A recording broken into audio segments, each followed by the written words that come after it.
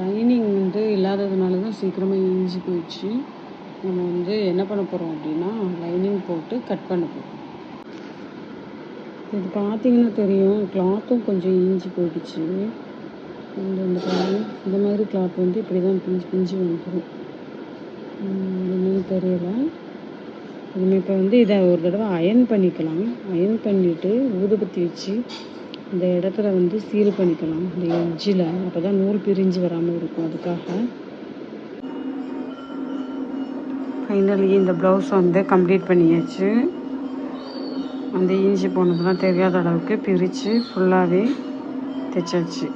So உங்களுக்கும் இந்த மாதிரி ஏதாவது உங்களோட ஃபேவரட் ப்ளவுஸு, புது ப்ளவுஸ் வந்து இந்த மாதிரி ஆகிடுச்சின்னா எங்களை காண்டாக்ட் பண்ணுங்கள். டிஸ்கிரிப்ஷனில் உள்ள நம்பருக்கு கால் பண்ணுங்கள்.